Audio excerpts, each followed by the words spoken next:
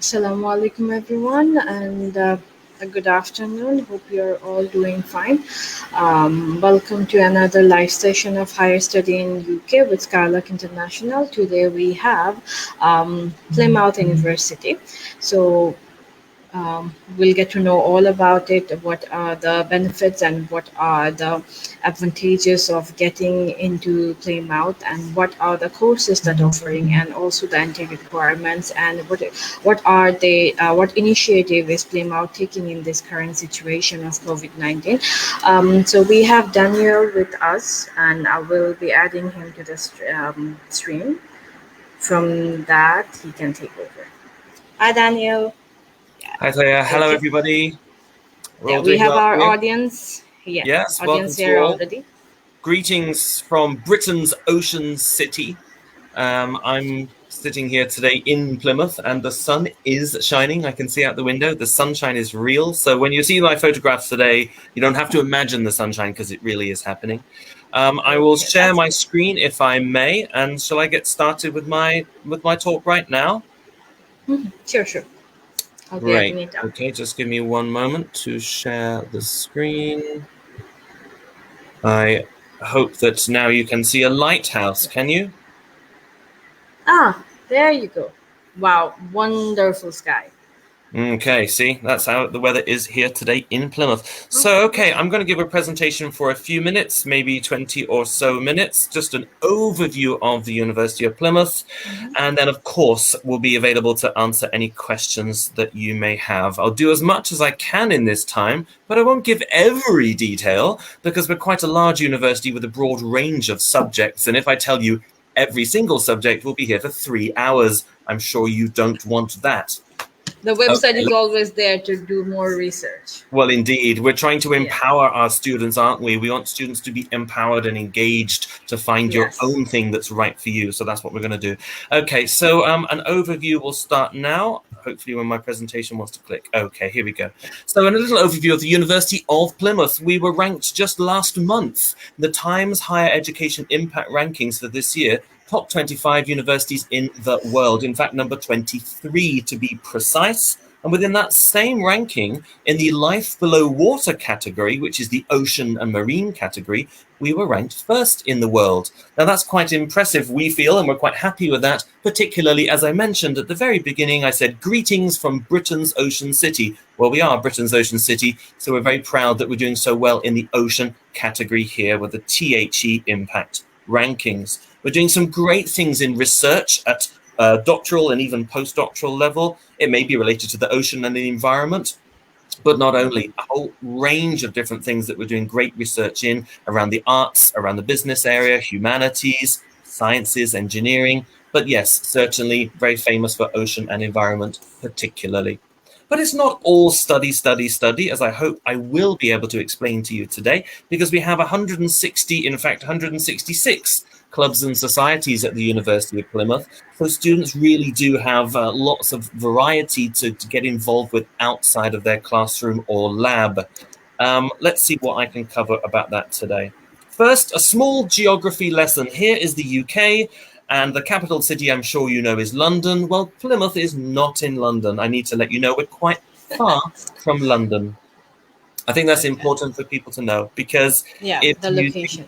Yes, indeed. Because if you think that London is close enough for you to commute to Plymouth, then that's not going to work. So it's a 3-hour train ride. But that's good news if you're watching your budget, because being further from the capital means our accommodation is much cheaper.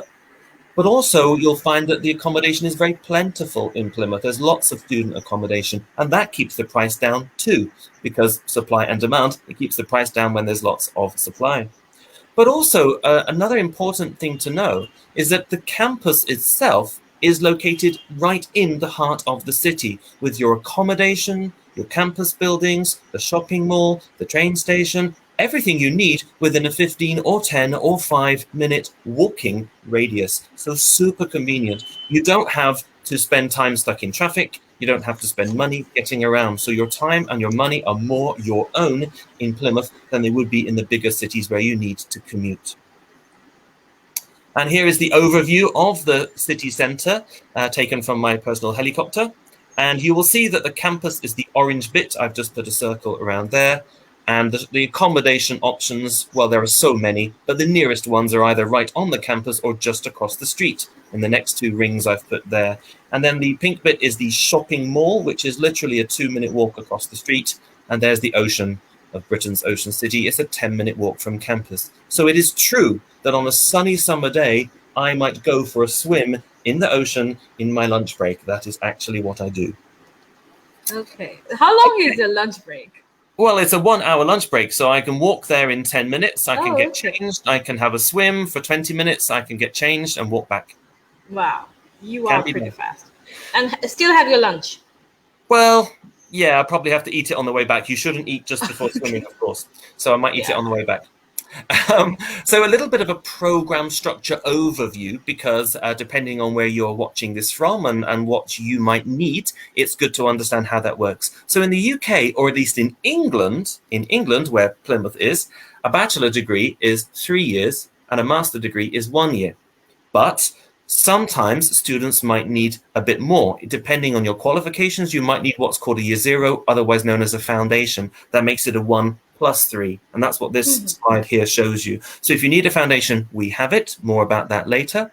And then, of course, the master is the 1 year at the end, which is great because you can do a master after your bachelor immediately, or you can go and work and come back and do a master later. But in some countries, a master may be 2 years. So the UK is very efficient and cost effective. But notice on this slide, I've written an optional placement year inside a bachelor degree, where a 3-year program becomes 4 years because your 3rd year, you're actually doing work experience. And that, of course, adds a year, but it's very useful. More about that in a moment too. So the duration of the program very much depends on what you already have as a qualification and what you wish to do when you're with us in the UK. Now then, a little introduction to the faculties. This picture was not in my helicopter. This was in my submarine. Yes, I have many different craft. So this was from my submarine looking at the seafront of Britain's ocean city. Just to let you know as we dive deeper into the faculties. Faculty just means academic department. Academic department, that's all it means. But there are only 3 faculties at the University of Plymouth. However, we have 19,000 students. So you can understand that those only 3 faculties actually are quite big, because there's lots of subjects hiding within them. So the faculties are Arts, Humanities and Business, Science and Engineering, and Health. We'll start with the Faculty of Arts, Humanities and Business. Remember, I'm not going to give you all the details of every single program on offer at University of Plymouth. That's for you to delve into on our website and to do your research yourself. This is an overview today. So within this faculty, we have the schools of Art, Design and Architecture, Humanities and Performing Arts, Education, Law, Criminology, Government, and the Business School. Now, for obvious reasons, because it's very popular today, I will do a mini focus on the Business School. So let's look at that. And this photograph, by the way, is a real shot. It's not a stock photo. This is a real photograph of one of our Bloomberg suites. A Bloomberg suite is one of our live suite terminals where students of finance and financial markets can understand how the markets work in real time and how events of the world affect the markets and the prices and what you can do about that. So that's actually a photo from one of our real facilities. These are selected subject areas within the business school and related areas. Accounting and finance is very popular. Business and management, of course, very popular.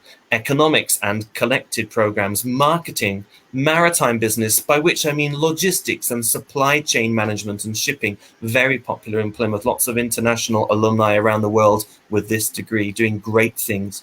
Law and criminology, HRM is a big deal, especially in the last year, I think. Tourism and hospitality has had a difficult year, but it will rebound, and this is another popular program. And politics and sociology dipping towards the humanities there too.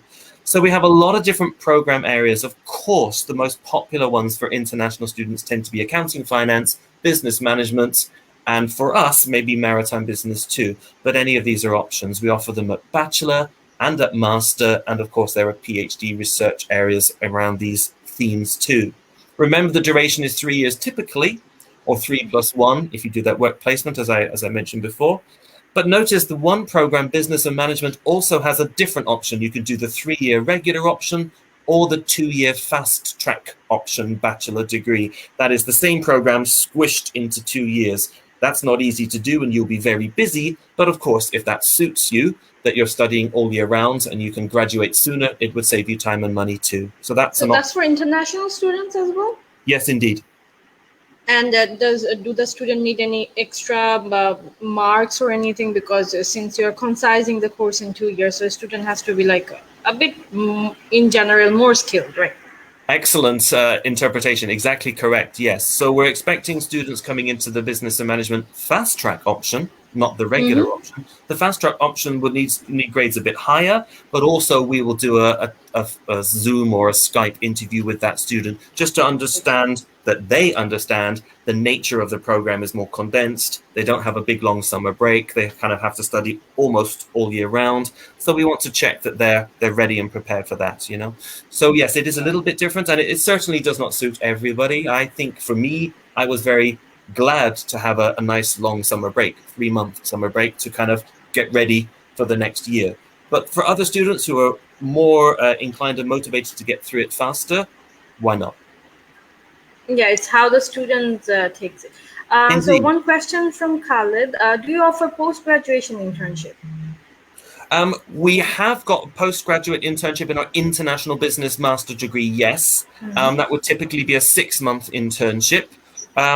However, I think with the latest news, the recent news of the graduate route visa in the UK, that's kind of almost in a way stolen our thunder, because that's now available when it wasn't before. So if you finish your degree, you can then stay for 2 years and do work anyway. So we do have the postgraduate internship in international business. We have looked at it in other fields. We tried it in our robotics program. It was a little bit more difficult to fit in. That may be case by case. We can revisit if we think fit, but certainly in the business program, yes. So on, if I may, at this point, to the Faculty of Science and Engineering, which is another of our big faculties. And here is one of the robots some of our students have been working with. This robot has been used to understand how to recognize things and learn things such as shapes and colors and patterns. And so this is a robot that's learning. We're helping it to learn almost as a young child would learn. It's quite interesting. Anyway, within our Faculty of Science Engineering, we have biological marine sciences schools, engineering, computing and mathematics, which of course is where the robot sits, and geography, earth and environmental sciences. So quite big schools, quite a variety of programs. I think within that, I'm just going to highlight some selected popular programs. Marine biology and marine sciences. I mentioned before, Britain's Ocean City, strong research and strong scores and rankings in the marine field generally. So at postdoctoral, doctoral, master, bachelor, foundation, we offer everything connected to the ocean. Biological sciences more broadly, that could be an animal or a plant or human. Environmental and earth sciences. People talk about the pandemic of the world right now, and it is really a serious issue. And yet I'm hearing from people who are in the know that the environmental issues of the future could be even more serious than the pandemic ones of right now. So that's sobering food for thought, but important to remember that the environment is something we really do have to study in greater depth to be able to fix the problems that are coming. Civil and coastal engineering. Again, civil engineering, I'm sure you would know. Coastal engineering is effectively civil engineering, but in a seafront or waterfront location. So civil defenses, harbors, land reclamation, flood prevention, these kind of things. Again, big issues as the environmental issues of the world are affecting sea levels and weather patterns, meaning erosion is more likely and more serious. Computing, a range of things around computing, such as cybersecurity, which is a big deal these days, and of course data analytics and big data management, that kind of thing are quite trending up. So we offer those and more. EEE, which is electronic engineering and robotics, as I've mentioned, some great things with robots that you really do get your hands on. And also, again, connected to the ocean, the navigation, the maritime science. So not just shipping things in a business sense, but also shipping things in a physical sense, literally how to navigate container ships, etc., around the world. And we have ship simulators that really recreate actual world ports that you have to navigate around, and you can change the weather pattern and the ocean conditions. It's actually quite weird because it's in a fixed building, but you can feel seasick when you're in it. I've done it. Mathematical science is connected to education and economics, as well as just maths more purely. And then last but not least, mechanical and marine and materials engineering. So pretty much any kind of engineering we do offer, because with the mechanical, marine and materials, we've had students doing work placements with F1 teams, for example. Into the Faculty of Health at this point. This one is a little bit different at this time of year, because at this time of year, applications have closed down for September 2021 entry for many of these fields. But I will introduce them to you because you may not be looking for 2021 entry. You might be thinking ahead for next year. So we have our biomedical sciences, our Peninsula Dental School, our health professions, our medical school, our nursing and midwifery, and our psychology school. Now, today I won't really talk about too much, except that some of these have additional entry requirements, like a background check, because you'll be working with vulnerable people when you're practicing clinically. You will have an interview for sure, and there will often be a higher IELTS requirement. I haven't talked about IELTS yet, but for the healthcare programs, do note they tend to have a higher requirement. Yes, usually it's 7. Well, 6.5 for most of our programs at postgrad. For IELTS in healthcare, it can be 7, it can be 7.5, yeah. I'm not going to talk about medicine and dentistry at all. They have a separate admissions team, and I don't receive applications for medicine and dentistry. So if you want to talk medicine and dentistry, I can answer questions, but it's not the main focus. I should probably direct you to them at a later date.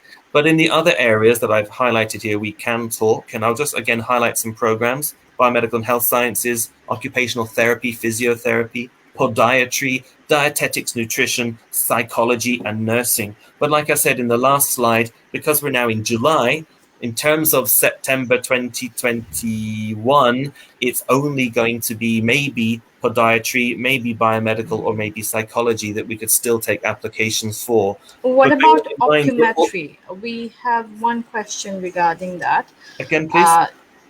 Optometry. Optometry? Yes. Okay. Is the question, are there places?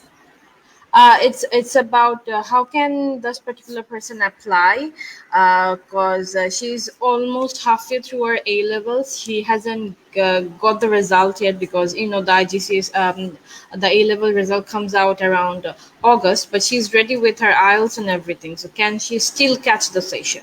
But if she's only halfway through her A levels, she won't finish. No, she's done. She's done. Just a result. She will have to wait until August. Oh, say, well, all A-level students don't have their results yet, even the British A-level students. So it's not really about the results, because when you apply to UCAS application, you apply when you're still doing your A-levels.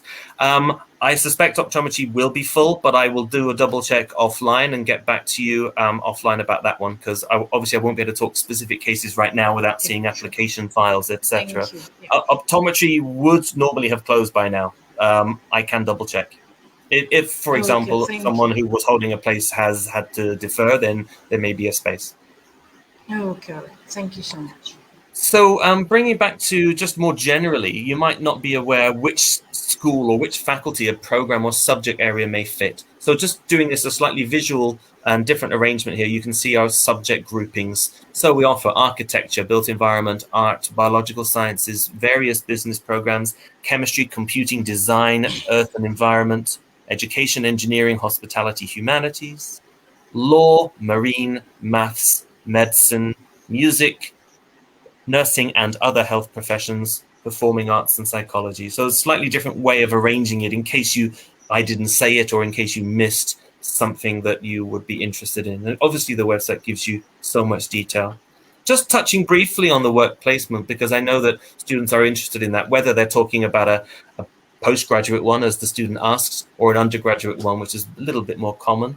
If it's a bachelor undergraduate placement, then it would add that 1 year, but it's usually paid, so that's quite nice. And it's working in a relevant industry. You're not just watching someone, you're not just shadowing, you're not just making a cup of tea for the boss, you're actually getting involved, and that's why they pay you. But it's also why you have to interview for that role. And so we have students do a practice interview to get ready and to help boost your CV to make sure that you can apply effectively. And then, of course, if you need to, we will help you and advise you about extending the visa to make sure that your student visa still covers what it needs to. And ultimately, it's about getting experience and a recommendation letter, which will help you get a head start after you graduate and get into work beyond that. So it does take longer, but I do ask students to consider it. As I mentioned, the standard IELTS, as I mentioned before, but here is the slide, is 6.0 for undergrad, 6.5 for PG. The non-standard is always on the healthcare page programs, and that would either be 7 or 7.5, and sometimes they also have a minimum requirement per category. So they might not just need 7.5, but they might need 7.0 in every category, for example, or at least in speaking or writing. So always pay attention to that. There are other tests that we do recognize, but to answer a question almost before it's asked, we don't recognize Duolingo. Okay, but you're offering language cert, I guess. Sorry, could you please repeat? Yeah, language cert, CERT, language cert. I don't have much idea about it, but I guess if students are interested, we will have to proceed with that. I don't understand the question. I'm sorry. Language cert? Yeah, it's another alternative testing Oh, I'm medium sorry. I'm unaware of it, so I'm sorry to say that I can't answer that question. Excuse me. I'll have to check it offline. Okay. So do you only accept IELTS? Any other alternative medium of test? We do TOEFL IBT, we do Pearson, we do IELTS Indicator, just to give examples of the most common ones. So yes, and our website will give more details, but I don't honestly know about language cert. I'm very sorry about that. I'll have to check that with my colleagues. I've not heard of that one before. And what about the academic requirements? Because we are getting questions about that. What grades do you need? And if any student cannot meet the requirements of, let's say, direct bachelor course, would you offer foundation, or your foundation is under any other pathway?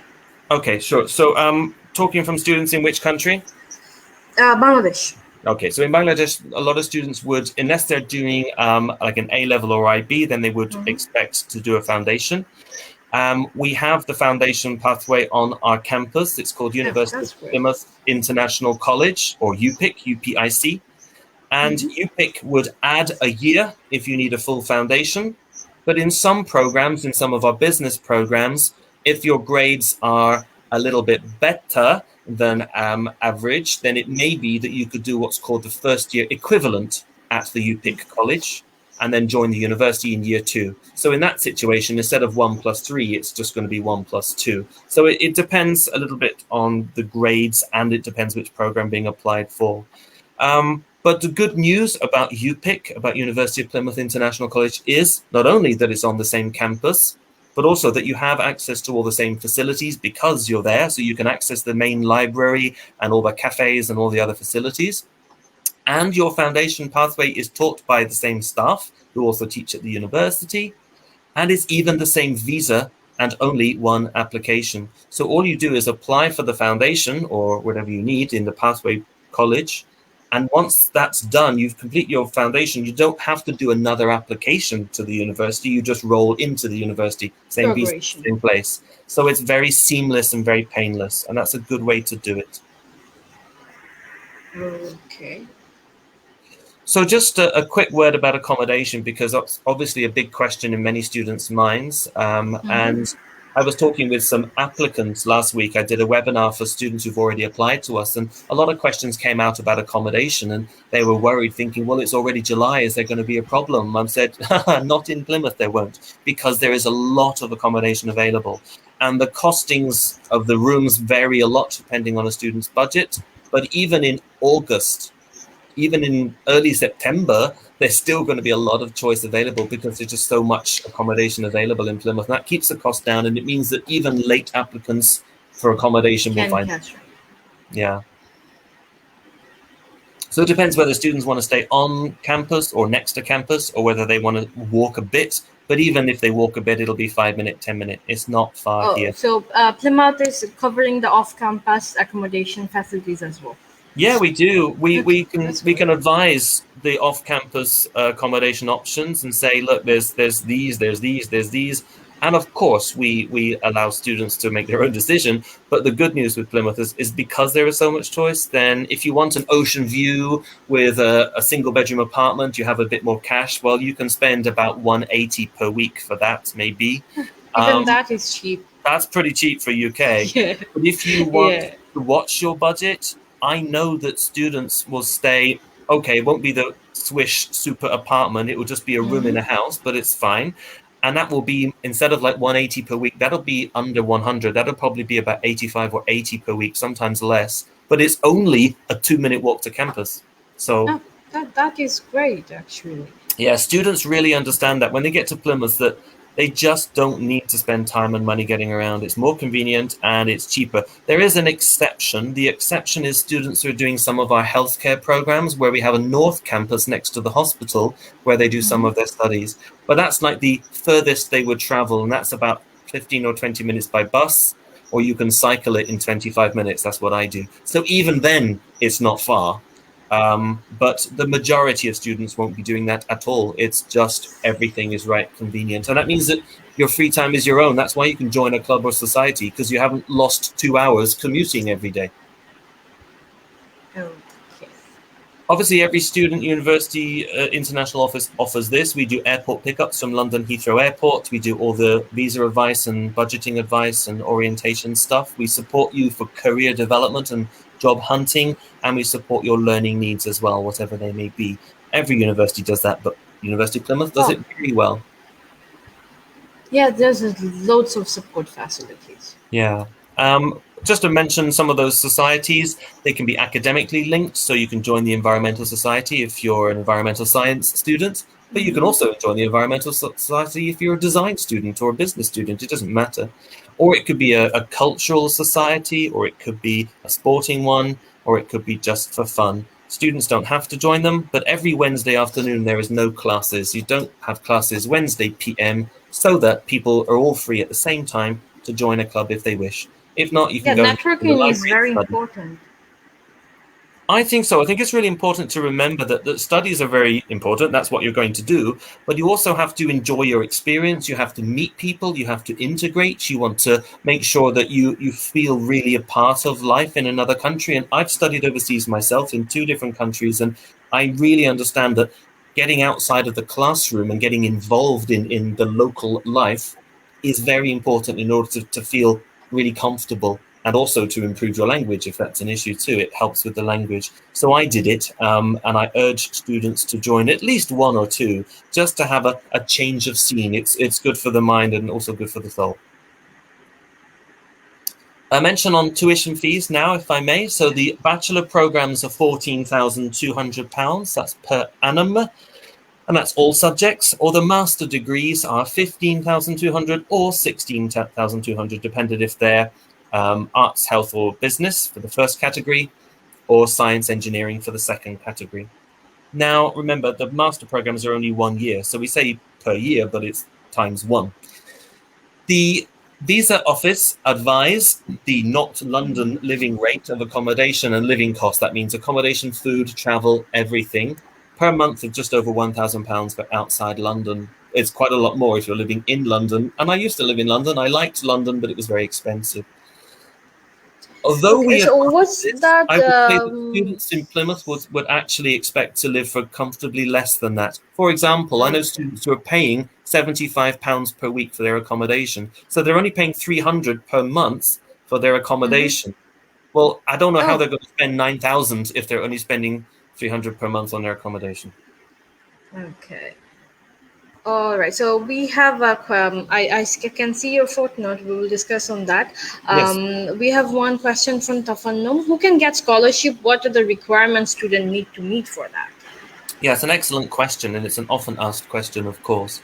So our scholarships are based on academic merit. So we are looking to award students who are achieving high grades. So for example, if they're applying for an undergraduate scholarship to join us in first year of a bachelor degree, then whatever we've offered in order for them to get in, such as, I don't know, BBB in your A-levels, then the student needs to overachieve in that. So probably 2 grades in 1 subject, or 1 grade above in 2 subjects, or something like an ABB maybe, or AAB could be awarded a scholarship.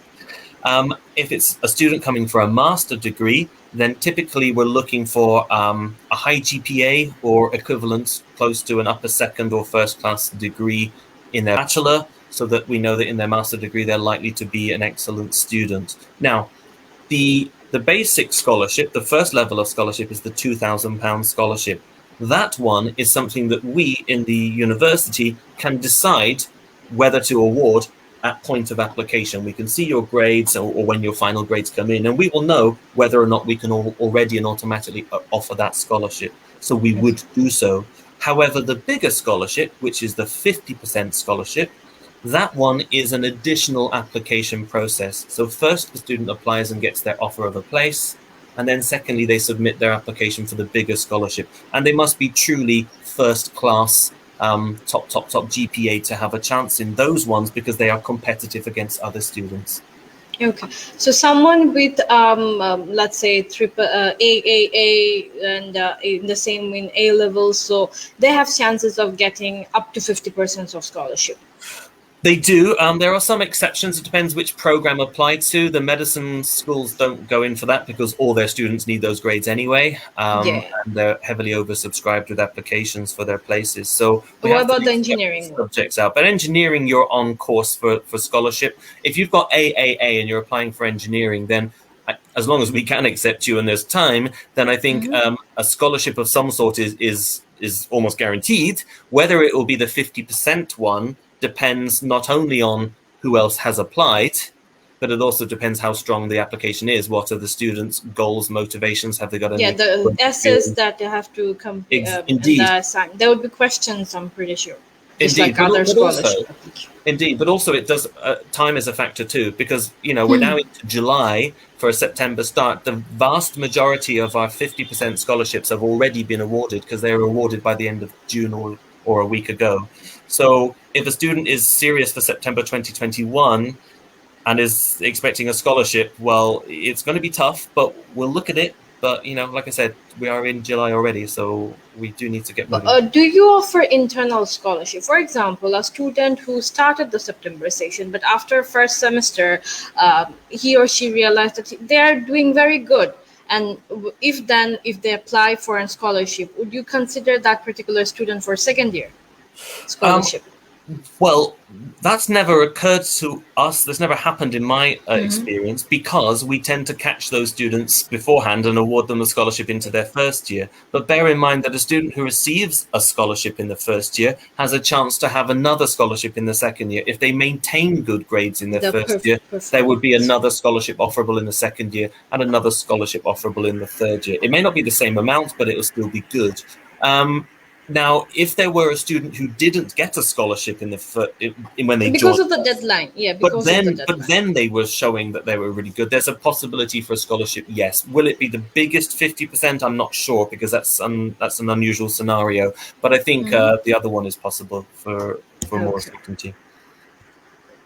So there is another question, Daniel. Not prepared for IELTS exam, mostly because we are not getting the dates as we are in lockdown. Sure. Do I have enough time to pursue the September 21 intake?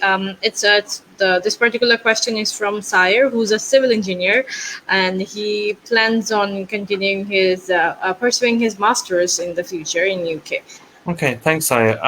I would say go for it, because if you can get an application, get an offer, get it done. If you can then convert that in time, great, but you won't know unless you try. And if you don't have the time, then you could always defer your offer for a year and come back next time, safe in the knowledge you have a place.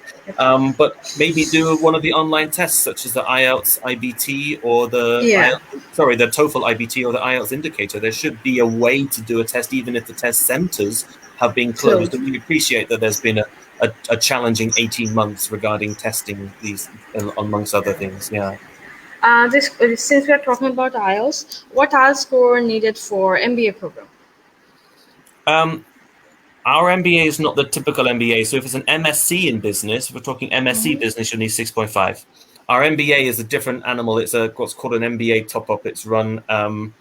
It's not run on a full-time basis, so that's not going to suit international students. So if we're talking MSc in business, then it will be 6.5. Okay. So majority of the masters are 6.5, right? Yeah, Okay. majority are. That's correct. Okay. All right. Would you like to talk a little bit about the COVID scenario? Because I know that was something that people wanted me to touch upon. Yeah, we will. So this is from the let's say some student would be finishing their A levels and joining you for next year's, or some are already in the second year of their A levels. What do you want them to focus on, because they are very keen about getting the scholarship? So what score? I think Daniel already covered that, but if you could repeat, what are the key components required to get scholarship? I mean, do you focus on extracurricular activities as well, or just the academic grades? Okay. Well, the first thing I can do is encourage you guys to go to our website, which I'll give you the website at the end. It's just plymouth.ac.uk, or you can just Google University of Plymouth, you'll find us. But you go to the website and look at our scholarships page, because actually there's quite a lot of detail as to which programs offer which kind of scholarships and then how to do it. So I would urge you to not just listen to this guy talking today, but actually empower yourselves and do some research by do a bit of typing yourself. It's worth it. It's worth learning about scholarships.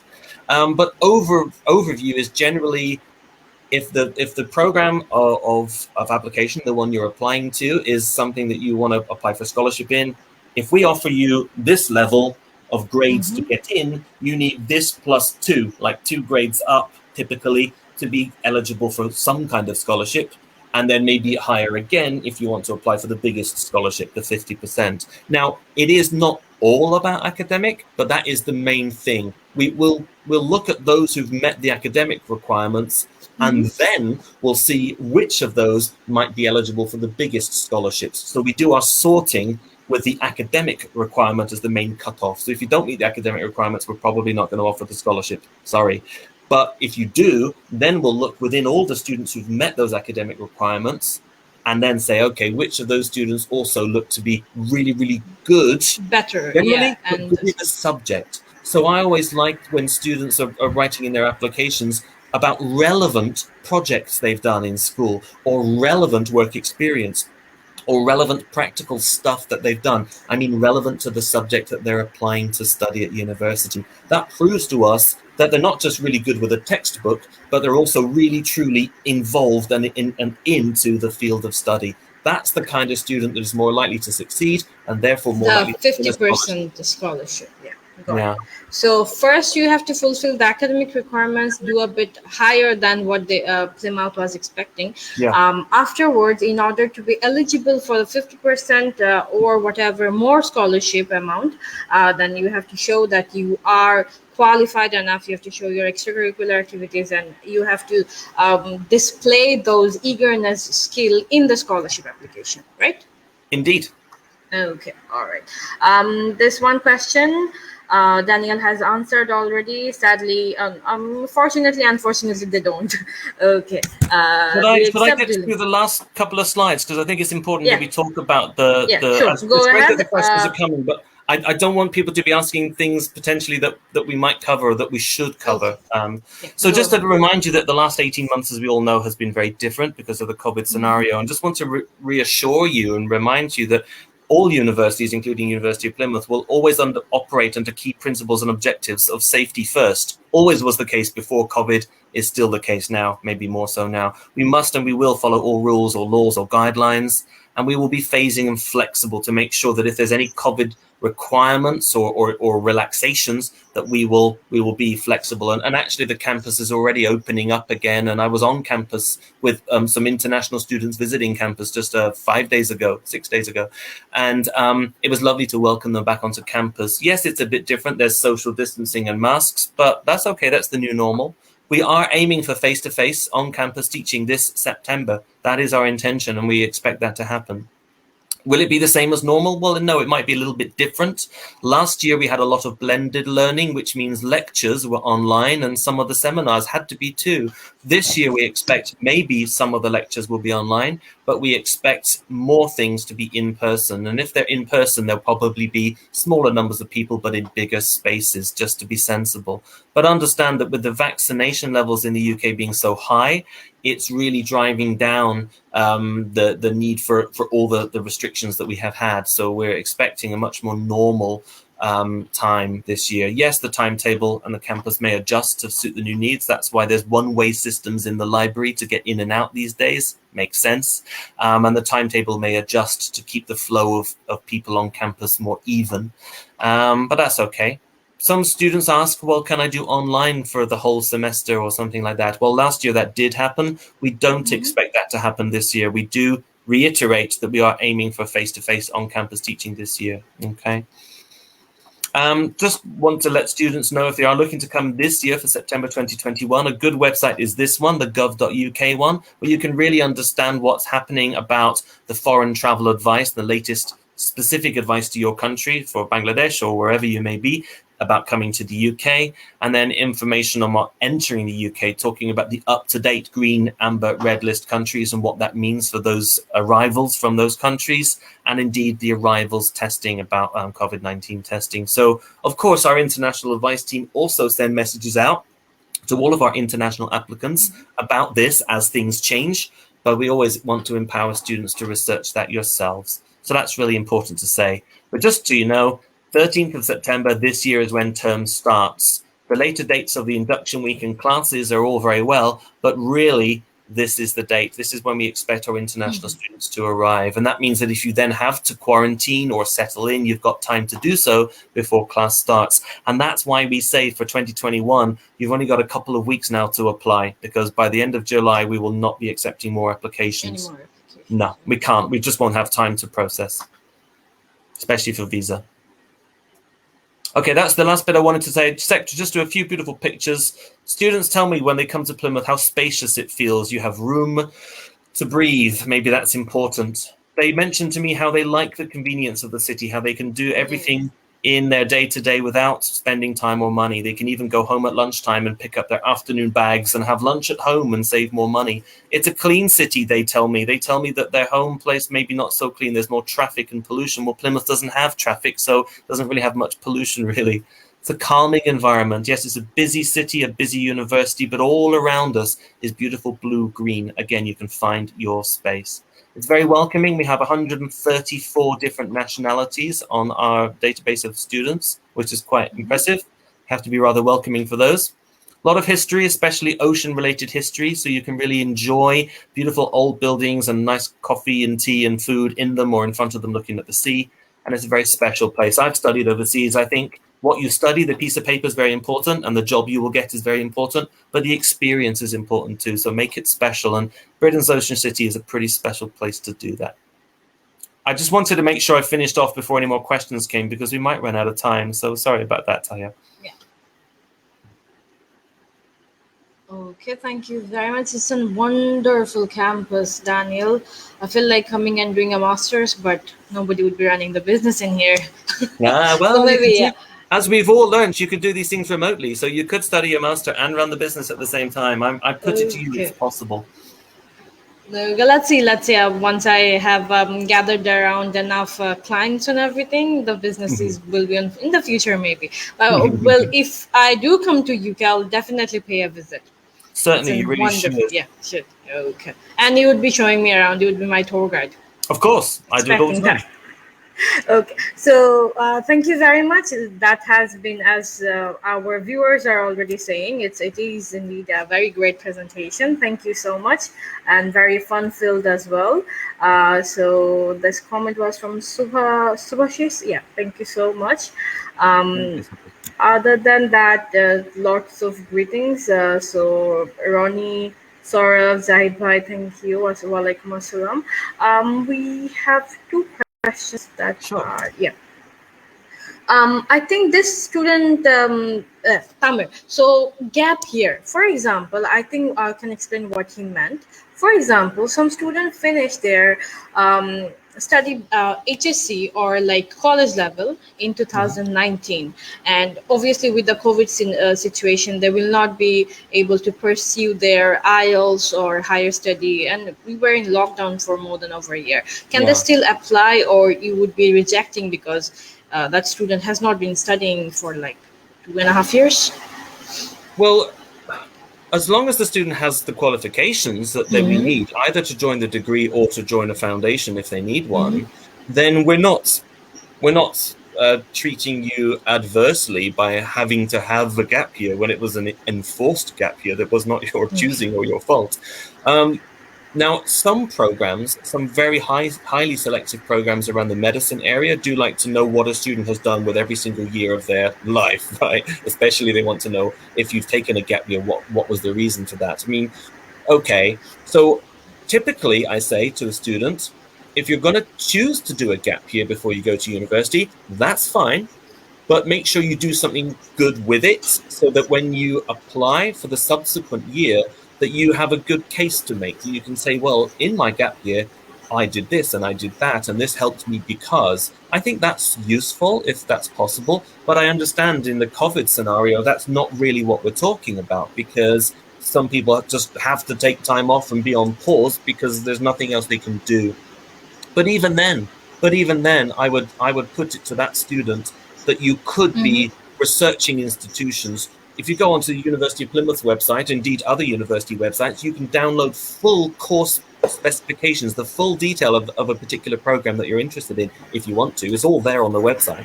And you can really look at the detail of the program and pick out some of the modules and the reading lists and find out a lot of stuff and do some great preparation. If you want to do something useful in your gap year, that could be really useful to help you prepare for a degree, but also, of course, help to be accepted by that university.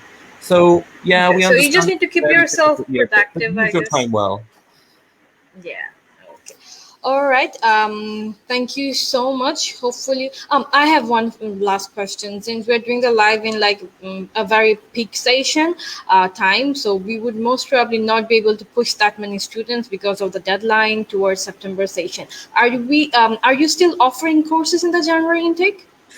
We do offer January intake programs. The vast majority of them, however, are postgraduate, so they're master degrees. Okay. There are some top-up programs, so final year entry for students who have diplomas. They run sometimes in January start as well. But for year one undergraduate, no, that will be September only. We just follow the very traditional British UCAS cycle for that. But if it's master degree or top-up, then certainly we can talk for Jan, yes. Okay. All right. Thank you so much, Daniel. It was wonderful to have you. Hopefully, we will be able to give you more students. And since you have given us a tour of the campus, I'm sure more students would be interested now. Thank you very much. I hope everything gets back to normal as soon as possible, because we do need the IELTS to be back on track in order to pursue more students towards. Indeed. Okay. Well, my best wishes to you all, as you. as Thais just said. But the students, use your time well. Research what will suit you as an institution and a program. Start with the program first, I would urge you. And if you want to find out about testing for those institutions, you can check. You'll check on their website like we do. You don't have to do IELTS. There's other tests you can do, and the online tests are going to still work right now. So it's not the end of the line. Really do plan accordingly and work to what's going to suit you. And best of luck with your approach. Thank you for your time, Daniel. My pleasure. Have a good day. Bye-bye. Have a great day, great afternoon. Bye-bye.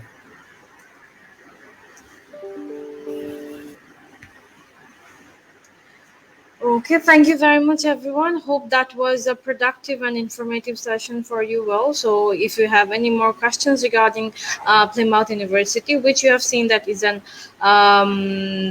wonderful campus with loads of faculties and courses they are offering, so you don't have to strictly follow the mainstream student pattern, like go for a business course. There are so many other courses. If you're from science background, you can go for marine engineering, biotechnology, and other stuff. So do have a look at the website and let us know that you do want to go for the diverse sector of courses. And the alternative to IELTS, we would soon be helping you out with your language cert that has been in the website. Also, IELTS indicator. If you have idea about IELTS, you can sit for the online test of IELTS, which is called IELTS indicator. Other than that, whatever questions you have in order to proceed with your application, all the help, all the guideline, all the preparation you need, Skylark is here. I'll leave the details in the comment section, and hopefully we'll see you soon. Even though we are working virtually, but we are working pretty well.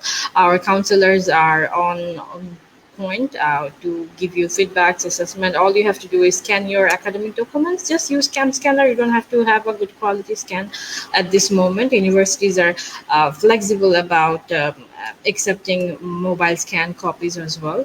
And let us know your requirements, and wherever you're best fitted, we will proceed with your application in a day or two. Thank you very much. One question from 𝗦𝗸𝗆𝗆, why is YTC test is getting tougher day by day? I wouldn't say it's getting tougher, but with the demand of the particular test, they are being a bit rigid, because just like IELTS, when you are not in the zone, it would seem easier. But now that every other day more than hundreds to hundreds of students, I think in SILAT itself a lot of students are sitting for it. So that's why they have to bring diversity in the question paper. But we suggest you to go through their rules and regulation, especially in the speaking part, what they are expecting from you, and the writing as well, because the task achievement assessment has to be as per their requirement, or else they will not be giving you a B2 plus or C1. So that's the thing. And in general, YTC exam is tougher. I wouldn't say the test is tough, the marking criteria, because IELTS is marked, IELTS or PTE is marked from 0 to 90 or 0 to 9 band. But in case of YTC, the band is 0 to C1 plus. So that is the problem. The average gets concised in there. So your practice, your dedication needs to be higher than the normal level when we're sitting for YTC speaking and writing module especially. Thank you so much. If you need any more assistance, do leave us a message in the comment section. You can comment as well. That's all for today. Hopefully we'll be able to catch in another live station. We are trying to bring some pathway programs for the foundation student. So let's see what happens. Thank you. Allah Hafiz. Assalamu alaikum.